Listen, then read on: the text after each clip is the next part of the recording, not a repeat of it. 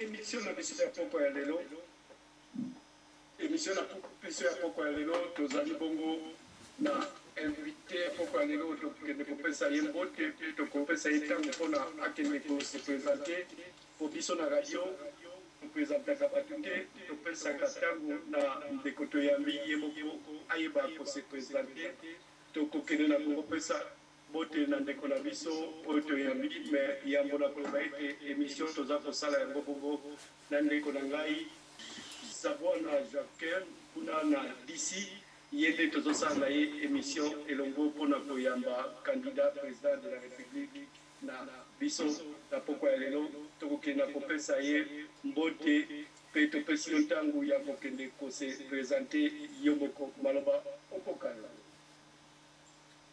Merci mingi bande konangai bazali enseignant ou professeur.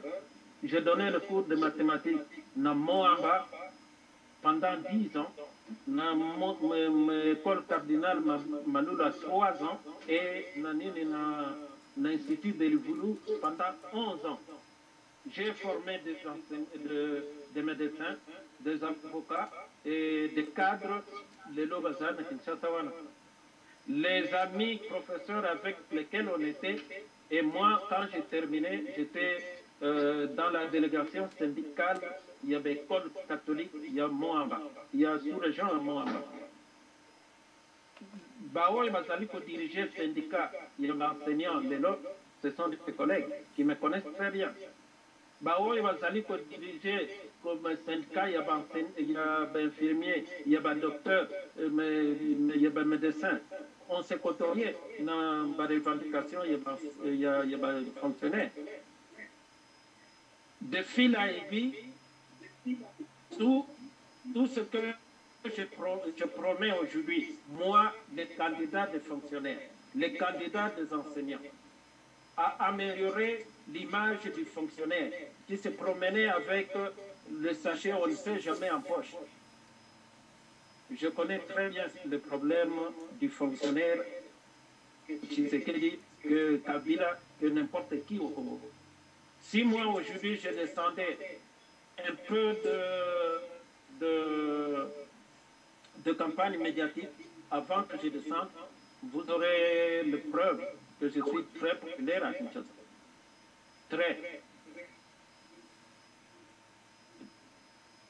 Je m'arrête là et ceux qui besoin de Merci mingi la nazoye sabande ko bele bazai ko meka kokota na zago ya babinote otolingai totika mingi tangu na invité na biso merci koyo sokoza na mutuna okukokota tokoyamba yo pende konanga za bwana esika ozali tangu nyonso ozana posa ya ko intervenir ozali moko ya bandeko tozokumbela na yo émission oyo toyambeli ndeko tozana collaboration na TV na yo okoki ko intervenir na tango nyonso oyo osepeli na kotuna mutuna po ete baninga na biso bazolanda ebele bandeko ezolakisa biso na serveur bandeko na Irlande na Belgique na Canada na Netherlands na Afrique du Sud na Angola pe na RDC baza ebele na États-Unis oyo bazolanda ndenge serveur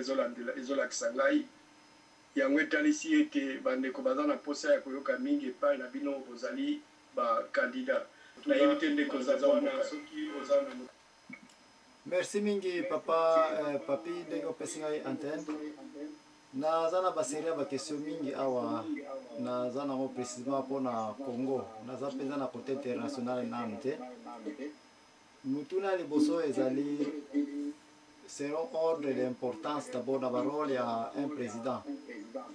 Alors, ndenge nasolaki d'abord na candidat moko alingai koloba mpe makambo politique yango mpe kana okende na yango ezali ya ndenge Congo osili koyeba ete eza na 3 pouvoirs kuna pouvoir exécutif qui est présidence qui est barole wana yo okojouer et puis pouvoir ya mibale qui est ya législatif qui est parlement congrès bazana kati na pouvoir ya suka qui est pouvoir judiciaire place wana nde tosili koyeba ete ba juge to tribunal eyaka kokata makambo au cas où les deux pouvoirs et sali abinango. Question na zanango yangoyo, yo okozwa pouvoir moko ya pouvoir exécutif na armée za na kati na présidence pe oza nango na kati wana oza na bato no odirige. Question eza koya na kati ya pouvoir wana exécutif okozwa yango. Prenons que mutu moko boye un combattant, un congolais biso na biso aye ko se présenter epa na yo na dossier na oyo ezali ke soit esimbi te na côté ya parlement soit esimbi te na côté ya judiciaire parce que yo koza na pouvoir de veto. Yango wana différence ezali na ba pouvoir nyonso oyo ya suka président akoki ko veto n'importe quelle décision na mboka na Congo.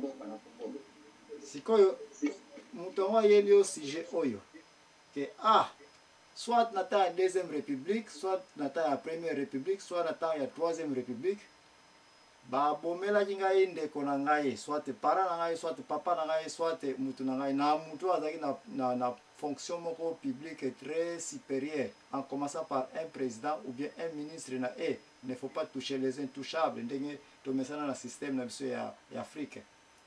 Sikoyo dossier ngo eye epa na yo, yo en tant que président ya sika.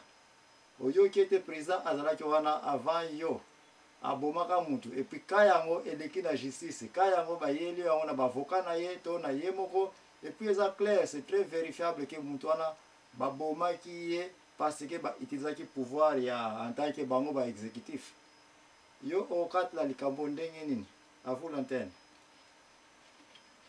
Merci ndeko Zambwana Joachim. Na sepeli mingi na mutuna na yo yango na bandaki par dire ceci na mindset, c'est-à-dire na makanisi ya biso na dynamique ya opposition makanisi wana to vision ya dynamique to ye kukamata yango surtout na leki na classe na UTA Université de Texas à Arlington, bisika nazalia wa université officielle. Nazwi kuna constitution ya Amerika. Nazwi kuna ndenge ba pouvoir ezali organisé awa.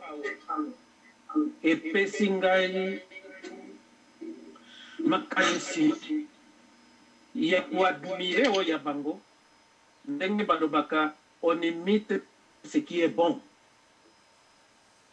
Pour ngai nazali kotoba séparation de pouvoir na bagarde-fou bazali na yango ba pouvoir ya awa na Amérique, c'est-à-dire oyo babengi check and balance awa na Amérique. Yango ezali kosala que l'institution ya Amérique awa ezali fort, ezali forte oyo toyebi kuna na Congo te. Et na bandaki par koloba que na vision et biso dynamique et opposition il faut si concevoir déjà et na bandeko oyo to kabula kanabango bayebi makanisi wana to concevoir une nouvelle constitution, une nouvelle loi claire, concise, simple. Loi américaine, elle a 14 pages. Il y a biso, ça doit être semblable. Mokuse, que n'importe qui peut mettre dans la poche, se promener avec. À retenir yango facilement et pour respecter yango. Ce n'est pas le cola oyo ya biso kuna oyebi yomoko ezali mnene le cola dictionnaire, le cola bible de la première à la dernière page maye otanga yango ezate. C'est comme ça que la loi est foulée au pied et que la loi des personnes se trouvent au-dessus de cette loi. Ba oyo olobi bandeko ya. Nous mettons une loi impersonnelle. La loi impersonnelle, commençant par la transition, si nous commençons par la transition, le changement, eh bien, cette loi sera au-dessus de tout le monde, au-dessus du président de la République, la loi au-dessus et les institutions doivent faire respecter cette loi. La loi wana oyelingai un cas, et c'est pourquoi avant de répondre à la question, nous voulons que nous voulons qu'après la conférence sur les abus des droits de l'homme et organisation des élections au Congo, après cette conférence,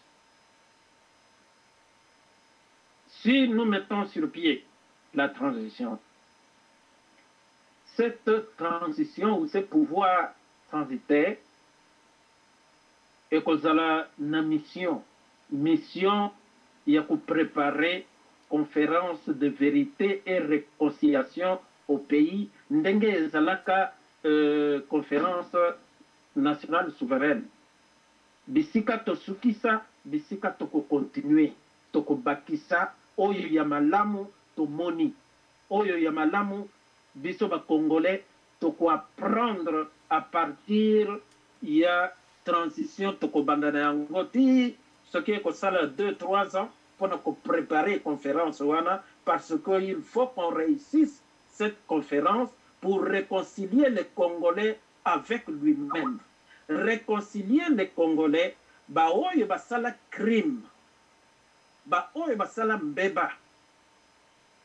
Ils ne vont pas seulement se limiter au niveau il y a confession, il y a kotubela que na salaki boye, ou bien que vazela que baya kofunda tala salaki boye.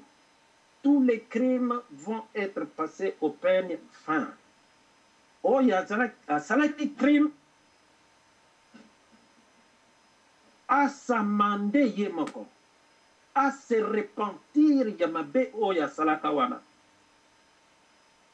À senga bolimbisi, en âme et conscience, les allus toucher même ba oyo ba koyoka demande ya bolimbisi naye pour que bazala même ya kolimbisa ye. C'est alors que nous allons réconcilier le Congolais avec lui-même. Puisque nous allons mettre cette loi au-dessus de tout le monde, eh bien, cette loi va s'occuper, il y a baka nyoso et qu'on se poser. Et, ndenge uta spécifier, en tant que président de la République, là où il faut mettre un veto, je le mets en âme et conscience, puisque it will be the right thing to do. Nous allons pour le parti pris, pour le partisan, pour satisfaire un individu, pour satisfaire un groupe, mais nous allons mais justice et salam salam. Voilà le changement de ce ligne. Ok, bon, kaka na kati ya bureau no kanga nazali na bureau exécutif na yo. Na tangu malobe pa na yo ndeko tambwana. Ok. Merci. Kaka na place ya bureau exécutif na yo place nga nazali. Na zaka kana konyata na bureau na yo. Na ko kenano epai mususu te to kanga na kati ya bureau no poto yeba ke sarclage poto yeba kiti yango tango vanda moto nini kozala. Question musu ezali yango yo na kati ya kiti exécutif. Tango kokeno kokuta président oyo azako bima yo ozako kota lokola un locataire abimi locataire asikazako ya falko akombola nanu ndako atia soit peinture ba modification mike sikoyo oyebi ete biso ba congolais misala ezali pasi chômage ezali mingi présidence na yebi na Congo te mais na États-Unis un nouveau président vient avec 600 personnels et puis 600 ya kala nyonso fo ba bima yo okokota na kati ya présidence na équipe no ya sika ba oyo baza déjà wana bavandi déjà wana bamususu baservi déjà terme moko de terme mais yo ye wana oza koyana oyo ya yo kiti sikoyo en tant que mwana ya mboka comment okolinga transition oyo esalema entre ba oyo baza déjà na présidence